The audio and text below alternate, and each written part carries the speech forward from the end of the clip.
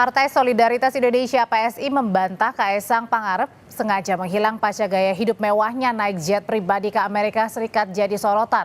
Sekretaris Jenderal atau Sekjen PSI, Raja Juli Antoni menyebut Kaesang sudah berada di Indonesia dan terus berkantor di DPP PSI.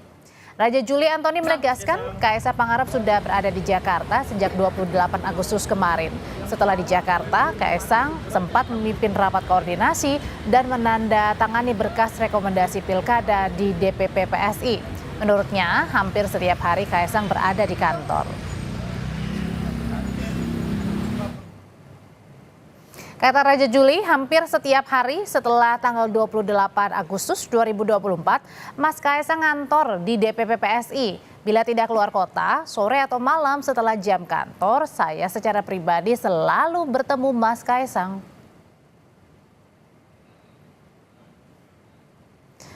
Dan usai ramai dituding menghilang di tengah dugaan gratifikasi penggunaan jet pribadi, Ketua Umum PSI Kaesang Pangarep akhirnya muncul. Kaesang terpantau mendatangi kantor DPP PSI Jakarta Pusat pada Rabu sore.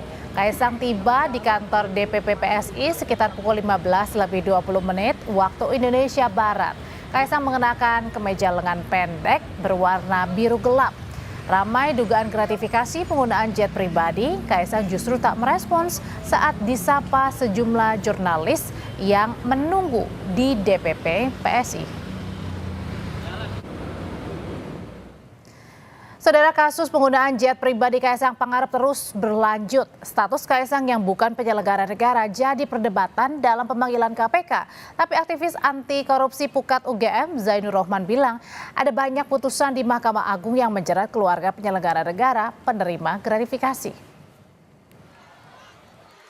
Ketua KPK Nawawi Pomolango menyatakan telah memerintahkan Direktorat Gratifikasi dan Direktorat Pengaduan Masyarakat untuk mengklarifikasi kasus jet pribadi Kaesang. Menurut Nawawi, posisi Kaesang saat ini tidak bisa dilepaskan dari keluarganya yang menjadi penyelenggara negara. KPK saat ini tengah menjadwalkan untuk melakukan klarifikasi pada Kaesang.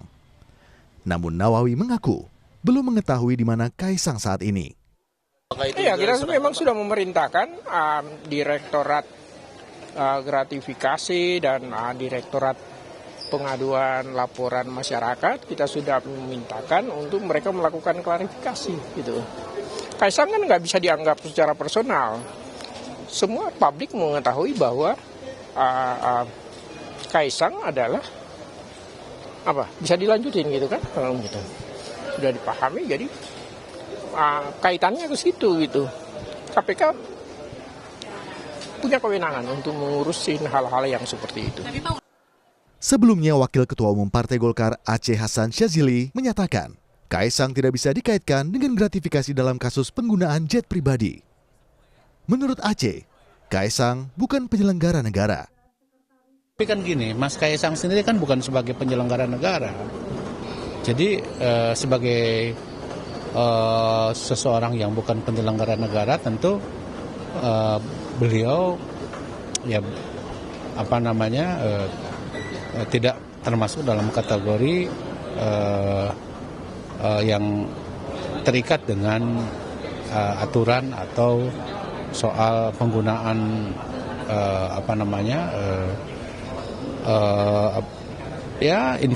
sesuatu yang sifatnya misalnya bisa mengikat kepada para penyelenggara negara itu. Hal sebaliknya disampaikan aktivis anti korupsi dari Pukat UGM, Zainur Rohman menyatakan ada banyak putusan di Mahkamah Agung, putusan yang menjerat keluarga penyelenggara negara penerima gratifikasi. Gratifikasi diberikan kepada keluarga mereka, tidak perlu atau pada penyelenggara negara secara langsung dan akan bebas secara hukum, sehingga itu sudah terbantahkan dengan adanya jurisprudensi dari Mahkamah Agung. Ada banyak putusan di Mahkamah Agung yang menjelaskan penerimaan gratifikasi oleh keluarga penyelenggara negara, gitu ya. Itu sudah merupakan hal yang umum di Mahkamah Agung, putusan-putusan yang menjerat keluarga dari penyelenggara negara. Jadi yang perlu diteliti oleh KPK adalah apakah penerimaan services ini, dugaan penerimaan fasilitas penggunaan pesawat ini gitu ya, itu terjadi karena posisi Kaesang sebagai anak penyelenggara negara atau tidak. Disitulah yang ingin didudukkan harusnya oleh KPK, begitu ya. Kenapa? Karena gini, untuk mengukur gini Mbak, paling mudah. Kalau Kaisang bukan anak presiden, kira-kira tetap akan dipinjami jet itu atau tidak? Saud Situmorang, Wakil Ketua KPK periode 2015-2019 bilang, krisis etik dan konflik kepentingan di pemerintahan sudah seperti hal biasa. Minggu yang lalu kita berdiskusi di BPIP, Badan Pembinaan Ideologi Pancasila itu. Yang paling utama di situ saya mengungkapkan soal etik. Ini kan etik ini di pemerintahan ini sangat jelek, sehingga kemudian muncullah konflik of interest. Bahkan orang nggak bisa paham membedakan antara, saya menyampaikan kemarin salah satu contoh ya, ada presiden merayakan menikahkan anaknya, semua menteri ikut di barisan sebagai pagar ayu, itu konflik of interest. Itu nggak boleh. Kalau di Amerika itu ada satu kantor yang namanya Government Office of Ethics yang meminimalisir segala potensi konflik. Belum ada respon dari pihak Kaisang terkait kasus ini. Namun publik menanti klarifikasi dan sikap tegas KPK untuk segera memeriksa Kaisang. Tim Liputan, Kompas TV. Lalu kapan Kaisang akan diperiksa oleh penyidik KPK? Kita tanyakan ke jurnalis Kompas TV Niputu Trisnanda. Putu, sudah ada kepastian kapan KPK akan meriksa Ketua Umum PSI Kaisang Pangarep? Sampai dengan saat ini belum ada, Audrey dan juga saudara, tanggal pasti kapan Kaisang akan dipanggil untuk klarifikasi. Karena sebetulnya pada dasarnya KPK ini harus memiliki alat bukti yang cukup terlebih dahulu untuk kemudian memanggil saksi-saksi. Kalau mengutip bagaimana pernyataan dari juru bicara KPK, memang yang kemudian menjadi sorotan saat ini adalah menelaah hasil dari laporan dan juga bukti-bukti awal yang diberikan oleh pelapor. Nanti kalau memang masih ada kekurangan, maka pelapor ini juga harus menambahkan bukti-bukti untuk supaya bisa naik ke tahap selanjutnya, yakni klarifikasi, di mana nanti pihak-pihak baik itu yang memberikan diduga memberikan gratifikasi ataupun juga penerima gratifikasi ini dipanggil. Kemarin saya sempat bertanya secara langsung kepada KPK terkait dengan polemik soal status penyelenggara negara yang tidak dimiliki oleh Kaisang Pangarep. Tapi kalau kita lihat dari perjalanan kasus-kasus korupsi, gratifikasi ataupun juga suap, banyak sekali upaya-upaya pelanggaran pidana tersebut ini masuk justru dari jalur keluarga, entah dari istri, anak, dan kemudian bukan tidak mungkin juga saudara jauh seperti ipar dan lain-lain. Ini bisa rekam jejaknya dilihat secara langsung dari putusan-putusan, baik itu dari pengadilan negeri, pengadilan tinggi, ataupun juga pada saat di tingkat putusan Mahkamah Agung. Banyak yang kemudian menyeret keluarga yang kemudian menjadi pintu masuk dari upaya gratifikasi. Lalu juga kemarin KPK ini juga menyoroti kalau memang Kaisang ini bukan pejabat publik, tetapi posisinya Kaisang ini merupakan sosok yang dekat dengan pejabat publik. Misalnya ayahnya Kaisang Pangarep adalah Presiden Republik Indonesia yang bisa menentukan kebijakan ataupun juga aturan. Ada juga kakaknya, Wakil Presiden terpilih yang kemarin juga masih menjabat sebagai Wali Kota Solo, yang kita tahu beberapa waktu yang lalu Gibran Rakabuming Raka ini juga sempat memiliki kerjasama dengan pihak toko online begitu ya. Kemudian juga ada Bobi Nasution yang ini juga saat ini masih menjabat dan akan maju dalam kontestasi Pilgub Sumatera Utara. Artinya potensi tersebut bisa saja muncul.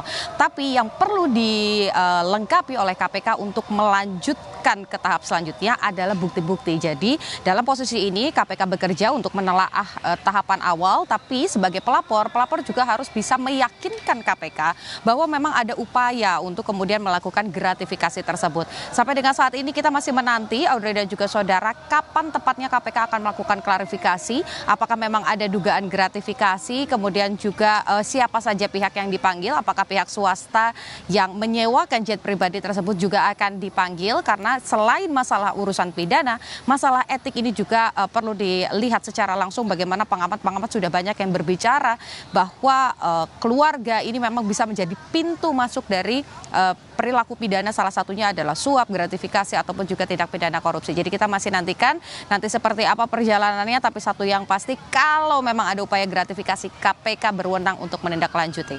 Audrey. Sampai dengan sekarang penyidik KPK ini belum memeriksa atau memanggil Ketua Umum PSI Kaisang Pangarep karena belum juga ada surat yang menjadwalkan Kaisang untuk melakukan klarifikasi dari dugaan gratifikasi penggunaan jet pribadi. Terima kasih laporannya jurnalis Kompas TV Niputu Trisnanda.